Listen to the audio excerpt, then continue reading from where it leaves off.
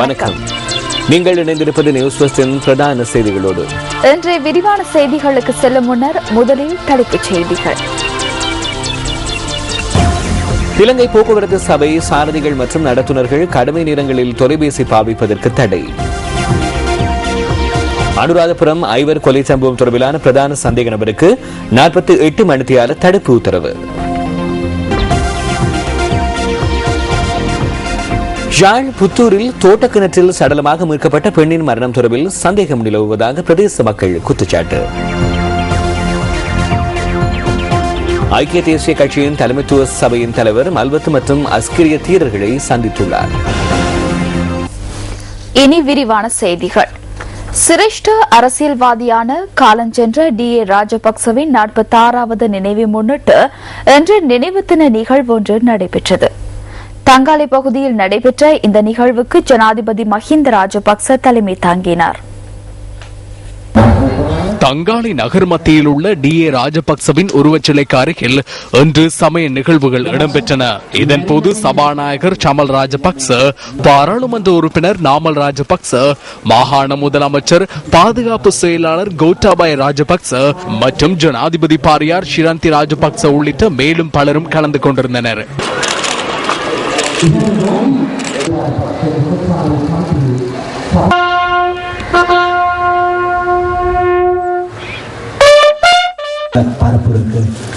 DA ராஜபக்சவின் நினைவு தினத்தை முன்னிட்டு தங்காலை நகர மண்டபத்தில் விசேட நிகழ்வு ஒன்றும் ஏற்பாடு செய்யப்பட்டிருந்தது. கொழும்பு பல்கலைக்கழகத்தின் பொருளியல் துறை பேராசிரியரும் இலங்கை மன்ற கல்லூரியின் தலைவருமான ரஞ்சித் பண்டார இதன்போது சிறப்புரை ஆற்றினார். ஹம்மாந்தோட்டை மாவட்டத்தில் உள்ள குறைந்த வருமானத்தை பெறும் குடும்பங்களைச் சேர்ந்த 200 மாணவர்களுக்காக DA ராஜபக்ச மன்றத்தினால் புலமை பரிசில்களும் வழங்கப்பட்டன. இதேவேளை DA ராஜபக்சவின் நினைவு தினத்தை முன்னிட்டு நெனசெட்டு கல்வி தொலைக்காட்சி சேவை இன்று ஆரம்பித்து வைக்கப்பட்டது. அத்துடன் DA ராஜபக்ச மன்றத்தின் உத்தியோகபூர்வ இணையதளம் ஜனாதிபதி மஹிந்த ராஜபக்சவினால் அங்குரார்ப்பணம் செய்து வைக்கப்பட்டது.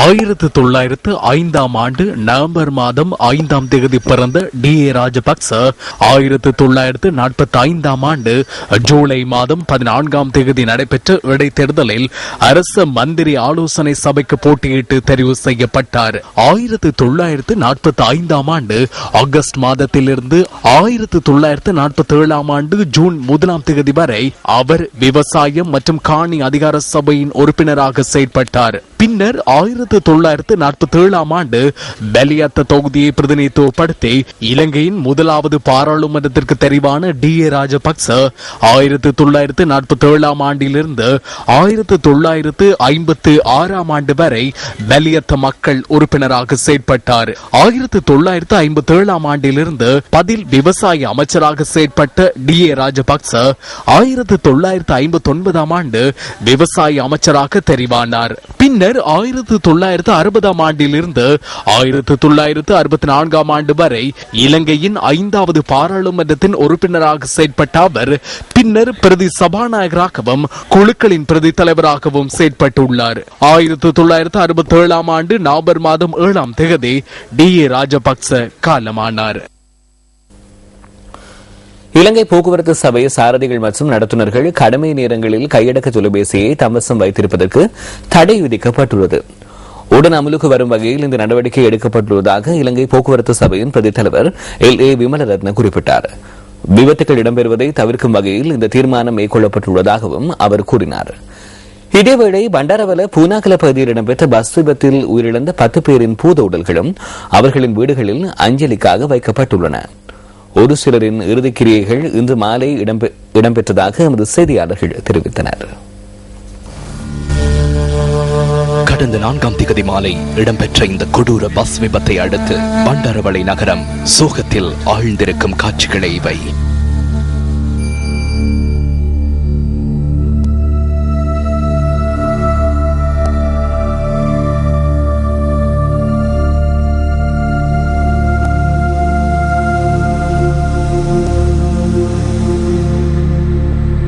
இந்த விபத்தில் பூனாங்கலை பகுதியைச் சேர்ந்த அதிக அளவிலானோர் உயிரிழந்தனர். பூனாங்கலையில் 5 குடும்பங்களில் உயிரிழப்புகள் பதிவாகின. பூனாங்கல 1ஆம் பிரிவைச் சேர்ந்த பெருமன் ரவிச்சந்திரனும் இந்த விபத்தில் உயிரிழந்தார். 35 வயதான இவர் பண்டாரவள நகருக்கு சென்று வீடு திரும்புகையில் அனர்த்தத்தை எதிர்நோக்கினார். இவர் 3 பிள்ளைகளின் தந்தையாவார்.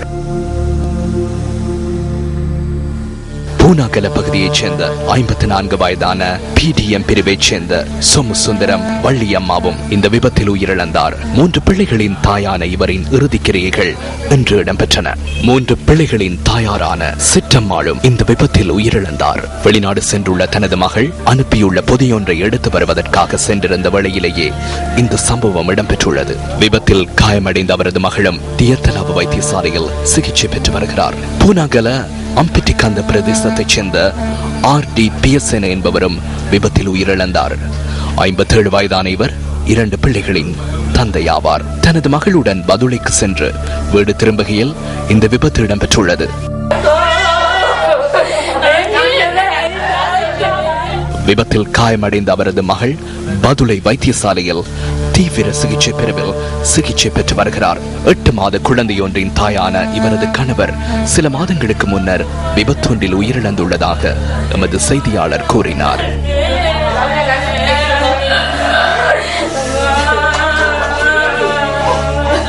பண்டரவளை குசும் மகளிர் கல்லூரியில் கல்வி பயின்ற 16 வயதான லிமேஷிகா திசாரி என்ற மாணவியும் விபத்தில் உயிரிழந்துள்ளார்.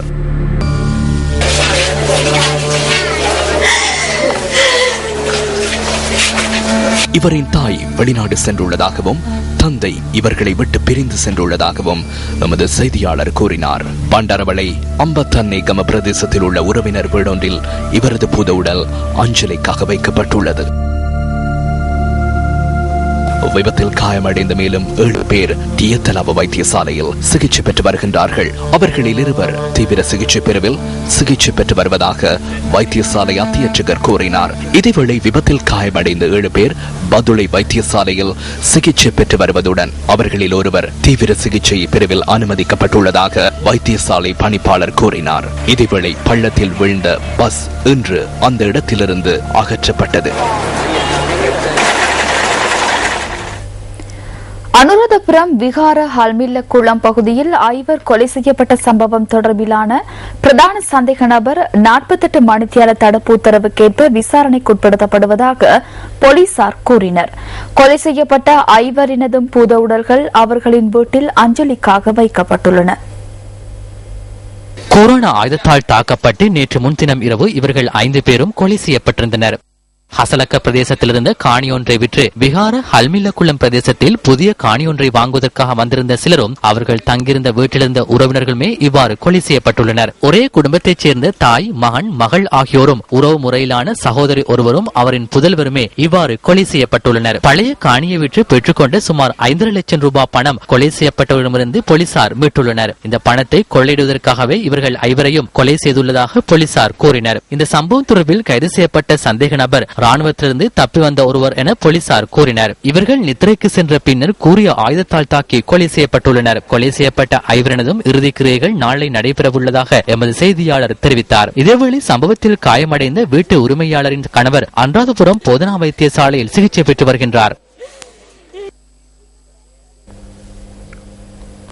யாழ்ப்பாணம் புத்தூர் பகுதியில் தோட்ட கிணற்றிலிருந்து அண்மையில் சடலமாக மீட்கப்பட்ட பெண்ணின் மரணம் தொடர்பில் சந்தேகம் நிலவுவதாக பிரதேச மக்கள் தெரிவிக்கின்றனர். இந்த சம்பவம் தொடர்பில் உரிய விசாரணைகளை மேற்கொண்டு குற்றவாளிகளுக்கு எதிராக தண்டனை வழங்க வேண்டும் என தெரிவித்து புத்தூர் பகுதியில் இன்று கவன ஈர்ப்பு போராட்டம் ஒன்று முன்னெடுக்கப்பட்டது.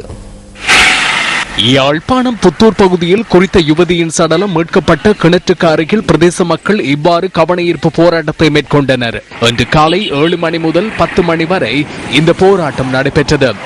உயிரிழந்த அமிர்தலிங்கம் மைத்திலி என்ற யுவதியின் பெற்றோர்களும் பிரதேச மக்களும் மகளிர் அமைப்புகளின் பிரதிநிதிகளும் இந்த போராட்டத்தில் கலந்து கொண்டிருந்தனர்.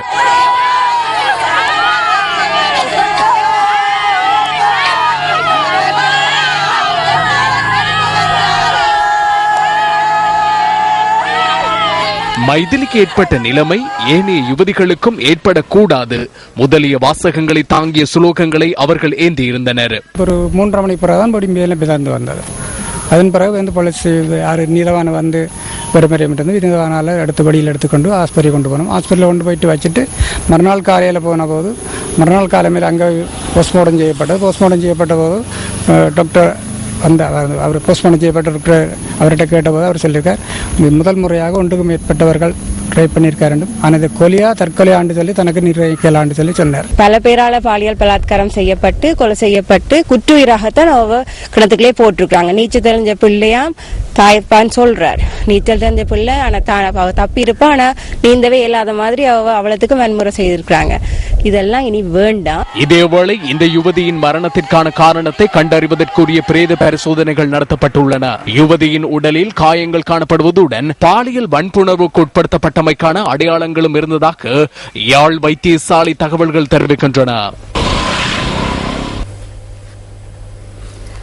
வடக்கு மீனவர்களுக்கும் இந்திய மீனவர்களுக்கும் இடையில் உள்ள பிரச்சினைகள் தீர்க்கப்பட வேண்டும் என பிரஜைகள் முன்னணியின் செயலாளர் நாயகமும் பாராளுமன்ற உறுப்பினருமான ஜே ஸ்ரீரங்கா தெரிவித்துள்ளார்.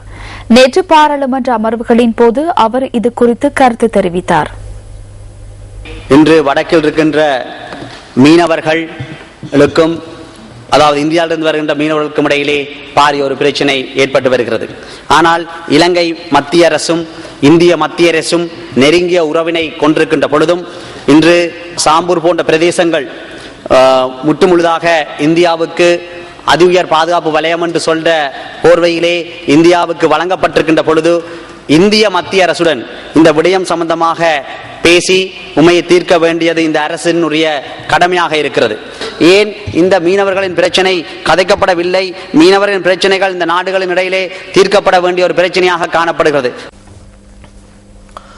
நெடுந்தீவு கடற்பரப்பில் கைது செய்யப்பட்டிருந்த இந்திய மீனவர்கள் 30 பேர் விளக்கமறியலில் வைக்கப்பட்டுள்ளனர்.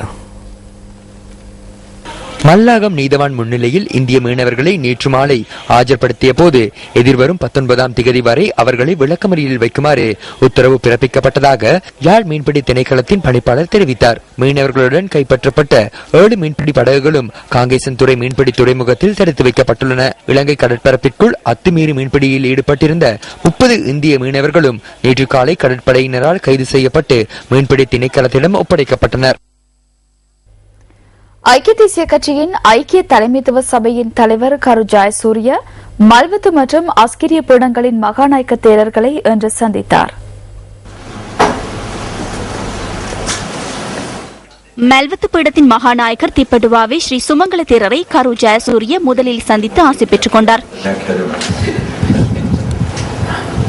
பின்னர் அஸ்கிரிய பீடத்தின் மகாநாயகர் உடுகம ஸ்ரீ புத்தரகித தேரரையும் சந்தித்து அவர் ஆசி பெற்றுக் கொண்டார். அஸ்கிரிய மற்றும் மல்வத்து பீடங்களின் மகாநாயக்க தேரர்களை சந்தித்து ஆசி பெறுவதற்காகவே வருகை தந்தேன். இந்த நடவடிக்கையின் போது எழுந்த பல்வேறு பிரச்சனைகள் குறித்து அஸ்கிரிய மற்றும் மல்வத்து பீடங்களின் மகாநாயக்க தேரர்களுக்கு விடயங்கள் தெளிவுபடுத்தப்பட்டன. தேரர்களுடன் செய்து கொண்ட இணக்கப்பாட்டுக்கு எதிராக நியமிக்கப்பட்ட ஐக்கிய தலைமைத்துவ சபையிலிருந்து சஜித் பிரேமதாச விலகிக் கொண்டமை கௌரவத்துக்குரிய விடயம் என வடமேல் மாகாண பிரதான தேரர் முகுனு வட்டவன நித்தித்த தேரர் தெரிவிக்கிறார். இது தொடர்பான விரிவான தகவல்களை தொடரும் செய்திகளில் எதிர்பாருங்கள். இன்றைய பத்திரிகைகளில் வெளியான கேலி சித்திரங்களிலிருந்து நாம் தெரிவு செய்த கேலி சித்திரம் அடுத்து.